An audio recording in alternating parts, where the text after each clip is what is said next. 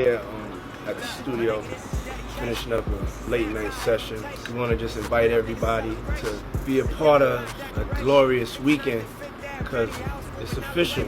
You know, my brother is putting out the album Victory Lap. Yeah. The All-Star Weekend here in LA. Yeah. The love is back in the air. Yeah, all that.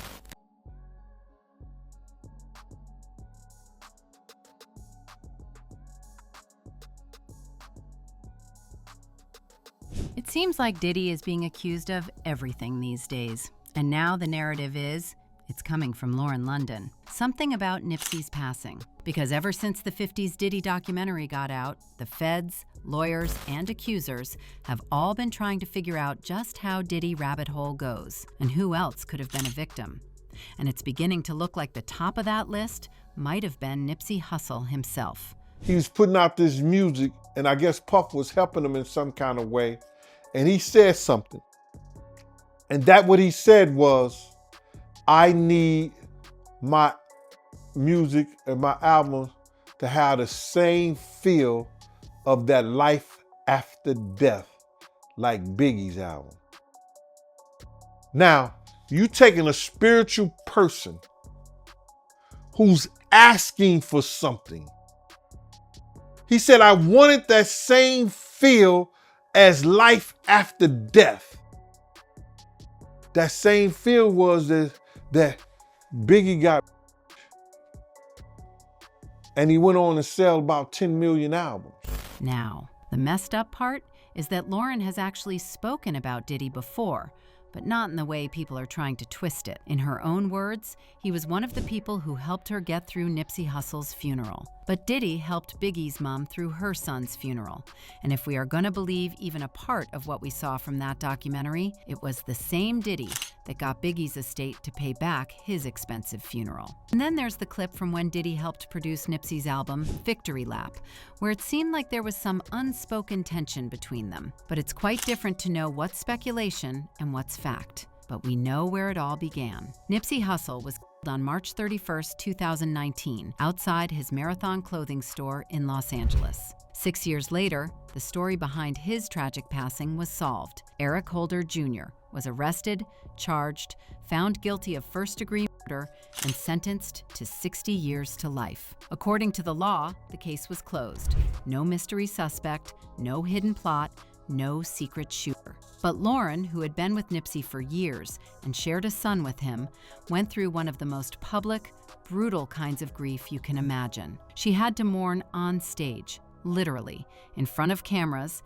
at a memorial in the Staples Center, and then somehow go home and raise her kids through all of that. And this is where Diddy actually comes into the picture in a real way. In 2022, Lauren sat down on Angie Martinez's IRL podcast and opened up about how hard Nipsey's funeral was for her. She said the whole day felt surreal, like God was carrying her through, because she didn't even want to get dressed, didn't want to be seen, didn't want to go. And she revealed that it was Sean Diddy Combs who pushed her to show up and speak. According to her, he told her she had a responsibility to stand up for Nip's legacy, even if she felt like collapsing. So on paper, it's simple. Diddy, who was older, more experienced with grief and fame, gave her advice that helped her get through one of the worst days of her life. She credits that advice as part of the reason she found the strength to walk out, face the world, and speak.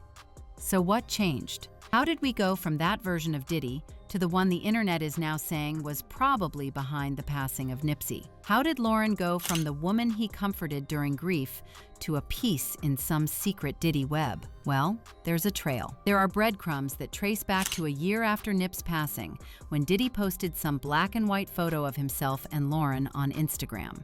Now, there was nothing crazy in the captions, nothing explicit, just pictures.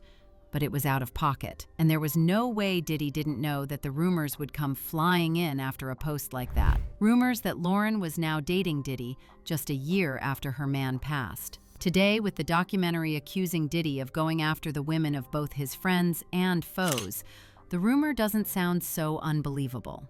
But Lauren shut it down immediately back when it dropped. She jumped on Instagram and shut that down immediately. She posted a text image that said, "Stop f***ing playing with me and my name. In the caption, she reminded everyone that she's a woman in grief, that she doesn't play about Nip, her family, or her character, and that people needed to stop twisting her life into gossip. Then she posted a picture of Nipsey with the caption, "Forever and even after, call me Lady Hustle." The fans loved it. You had comments like, "Why the f*** would Lauren London date Diddy? You don't go from Nipsey to Diddy, ever."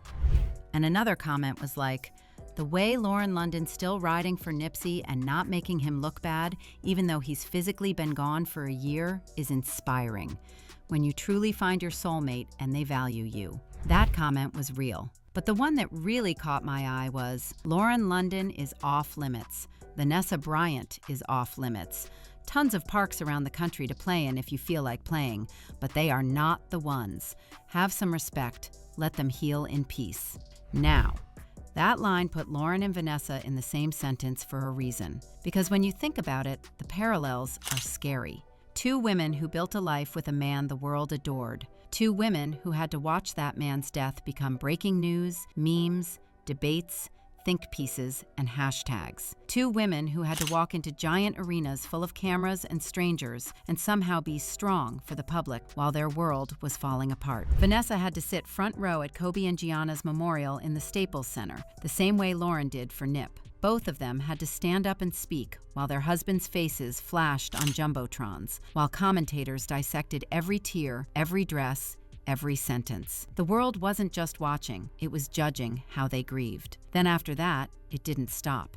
For Vanessa, there were reports, lawsuits, and those disgusting crash photos being shared behind the scenes. She had to fight the same system that was supposed to protect her family's tragedy. Every court update was content. Every move she made was a headline. She couldn't even post a picture without people asking if she was moving on too fast or not moving on fast enough.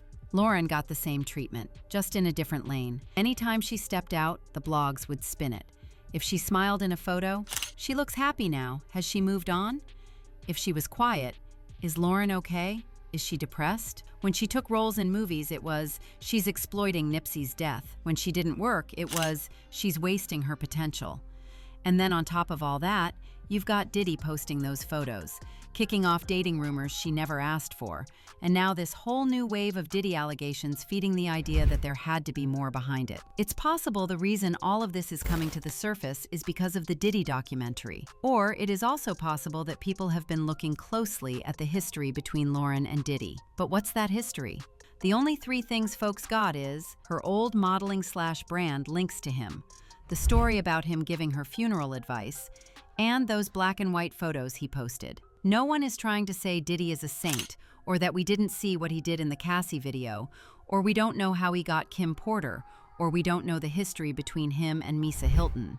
We all know it. What folks should understand is it's possible for a man like Diddy to be more than one thing. The man that kisses his daughters goodnight was the same man dragging and beating up Cassie in the lobby. The real question now is, what version did Nipsey get when he was alive? And what version did Lauren have to deal with before the feds took him to jail? And if Diddy really had anything to do with Nipsey's demise, will we ever know the truth when there's already a man serving 60 years behind bars for it?